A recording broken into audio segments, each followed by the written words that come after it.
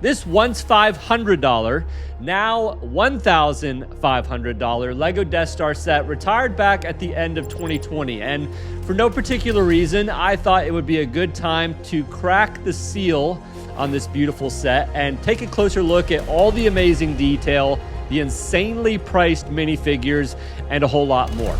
Let's take a look.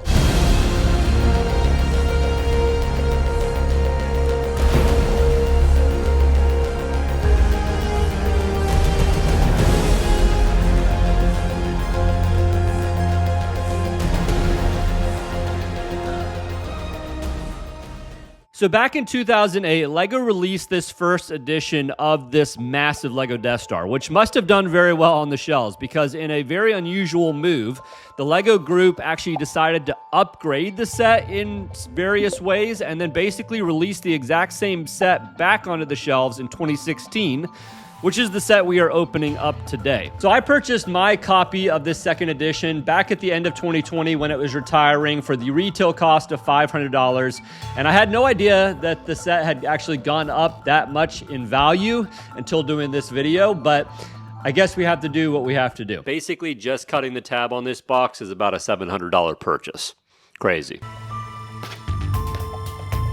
Opening the box, we have some numbered bags, but we also have 3 separate boxes here, which upon opening 2 of them, hold more of the numbered bags. In the third box is our manual, and I just have to stop here for a second because this manual is incredible, super premium. You've got the coil binding. It's probably the largest manual I've ever seen in a LEGO set up to this point. And then you get all kinds of amazing detail in the front of the manual here with the backstory of the Death Star. It showcases details on the set. It showcases the minifigures. In itself, this manual is like a collector's item. So super impressed with the manual, if you couldn't tell. There's also one sticker sheet here with the build, which isn't too bad, minimal stickers, but unfortunately on that same note, there's also very minimal prints in the build itself. Let's start off by looking at the massive lot of 25 minifigures that we get with this build first. And yes, I am including R2-D2 and R3-M3 as minifigures. Going ahead and working our way from least expensive to most expensive minifigures. R2-D2 and Chewbacca here with his bowcaster are our first 2 minifigures in the set and are basically just the normal recycled versions that we have had in the past. C-3PO also does fall into that recycled minifigure category and unfortunately does not have his silver leg. We get a bunch of different Imperial troops in the set, starting with these 2 Imperial Death Star gunners, which are nice, I would say, but they're relatively generic. Next, let's take a look at the 3 different versions of Luke Skywalker that we get in this set, none of which are exclusive, unfortunately. We get Tatooine Luke here, which just looks okay. We get Jedi Master Luke from the final duel, and I really like the fact that he's got the black hand here. And then lastly, my favorite Luke, I would say, is the Stormtrooper disguise Luke. He comes with the regular hairpiece, but then you also get the Stormtrooper helmet, and all in all, I think it's a really cool minifigure. Segueing from Luke into the 2 different Han Solo versions that we get in this set. Again, neither exclusive, unfortunately. We get the normal Han Solo version here, which I would say looks okay, but then we also get the Stormtrooper disguise Han Solo, which again, I would definitely say is my favorite of the 2 for sure. Looking at a few more of the Imperial troops, we get these 2 typical Stormtroopers, which are included. We get 2 Death Star troopers, which technically are exclusive to this set, but are really just alternate versions of the 2012 TIE Fighter Death Star troopers. And then the last of our troop-related minifigures are these 2 Royal Guards, which are very nice additions. They look good. They're not exclusive either. We have seen them in a few other sets. Obi-Wan Kenobi is the next minifigure included in this set, and unfortunately, again,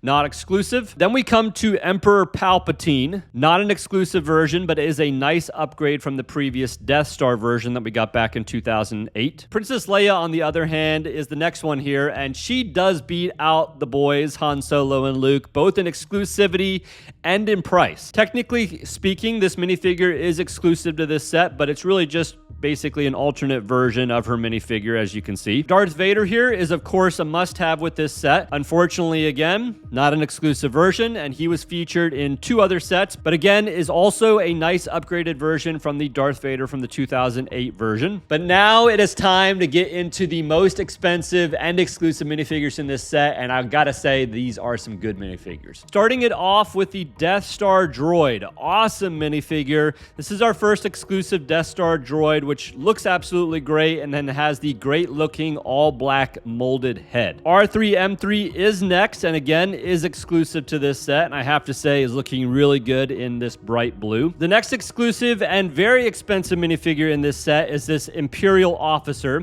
It's not our first Imperial Officer. We've had different variations over the years, but it is a good looking minifigure.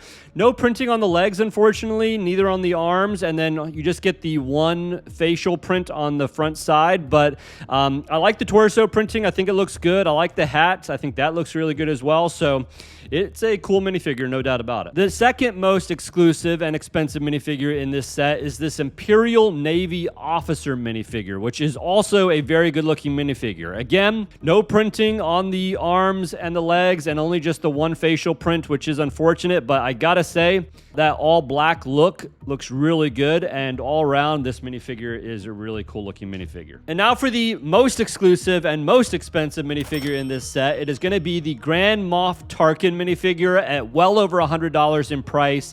It's a really great minifigure. I really like this one. This is our third version of Grand Moff Tarkin, and I would definitely have to say, in my opinion, it's the best one we've had up to this point. No printing on the arms and the legs, which is unfortunate. You do get double-side facial print for Moff Tarkin, so that is really nice to see. That's all 25 of the minifigures, and needless to say, an incredible and a very expensive lineup of minifigures in this set. Moving on to the build, like I said, it basically breaks down into 10 large steps, and as you probably guess, you start at the bottom and kind of work your way up this gigantic dome. The UCS Death Star is going to be 4,016 pieces, which is 213 more pieces than the previous first edition. I started by building this small storage unit that rolls along, and then I moved on to building out Lord Vader's TIE Advanced, which is a nice little mini scale build and is also minifigure compatible, which is great to see. Starting with the base of this Death Star, though, I built out this storage bay, which, as you can see, doesn't have a whole bunch to it, but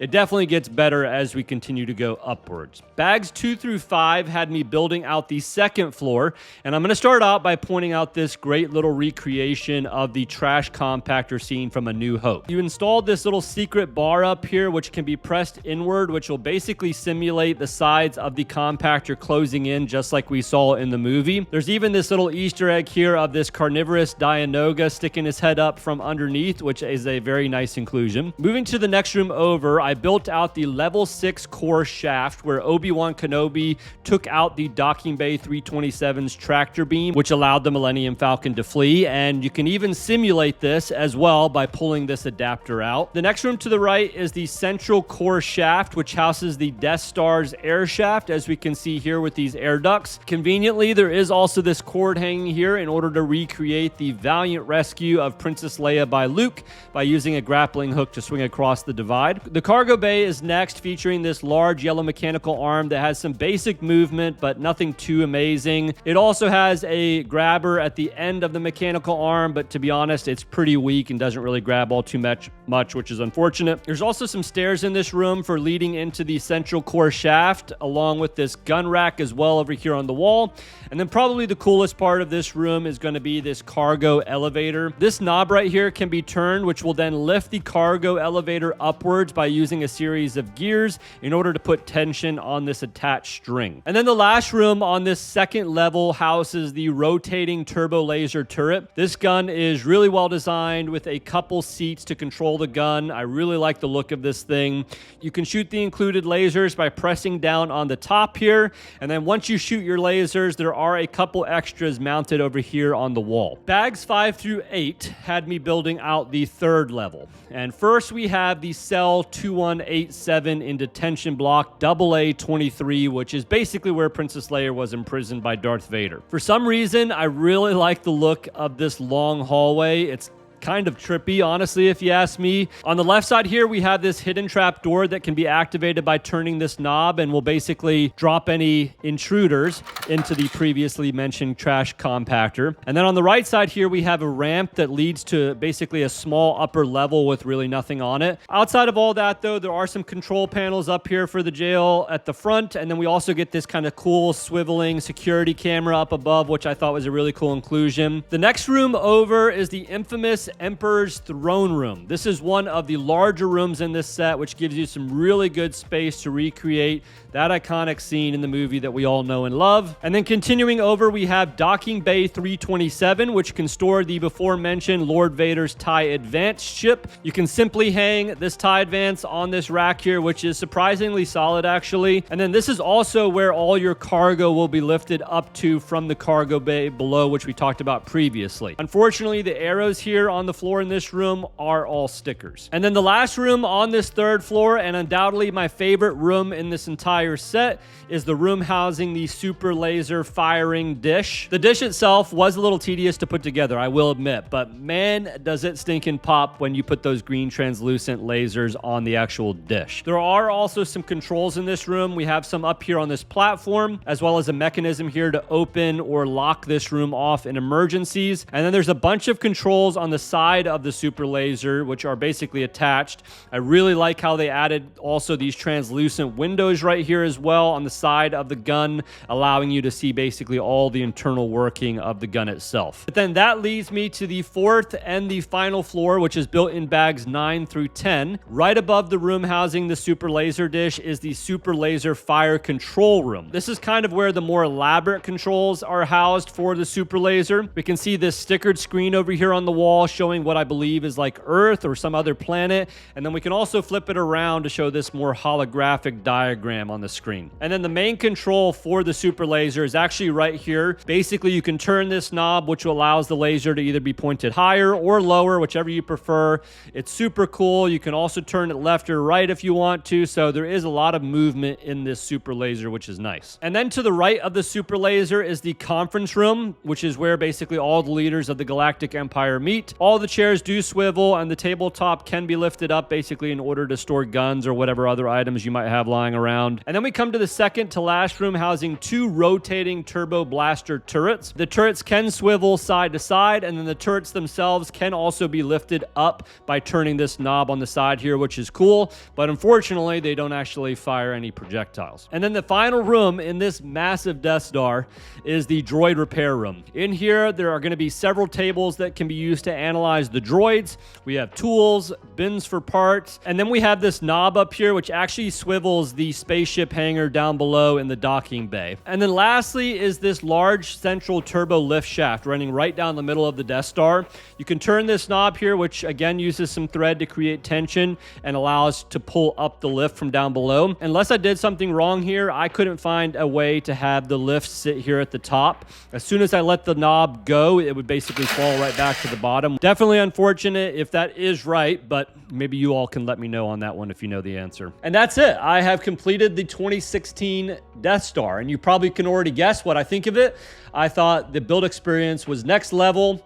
It was rarely tedious. It had some amazing scenes that you can recreate all throughout this build, so it was fun bumping into all of those. So all in all, I thought the build on this was awesome. And that kind of leads me right into the display on this set. It's a beautiful set, and it's also a massive set, coming in around 16 inches high and 16 inches wide. Here's a couple set comparisons to compare it to, just in case you are planning on displaying it on your shelf and you want to see actually what the size of this set actually is. It is a little bit of a harder set to display, but outside of that, I think this set looks really amazing. However, I wouldn't say it's perfect as a display model because a lot of the model does lend to play, which is fine. There's a lot of amazing play features in this set, but it does miss out for me on some of just the awesomeness of the display side that we maybe see with like a set like the 2005 Death Star. The model does make up for that though in a big way with all of the play functions, as I said, and the scene recreations, which are almost perfect. Speaking of perfect though, overall value, I would say, does leave some lacking. Not a lot, but some. This set was originally $500, which put the price per piece slightly elevated at just over 12-cent price per piece,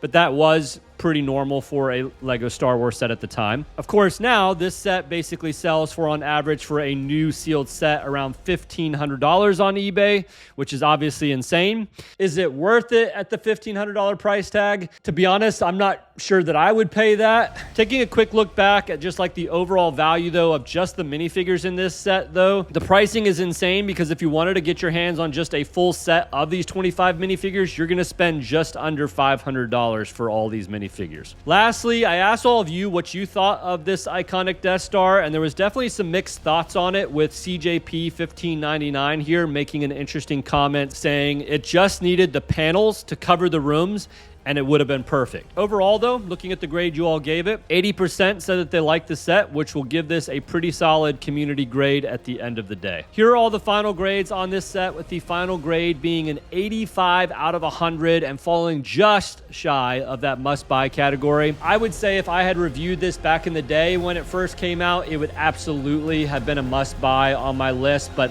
I think really the only thing that really dings it at this point and kind of brought it slightly below that must-buy is the fact that it is just so expensive to get your hands on, and the value just isn't quite as much there as it was back in the day. If you're a hardcore Star Wars collector and you just have to have a new sealed version of this set, there are $1,500 Death Star copies out there waiting for you to purchase. Thanks for watching.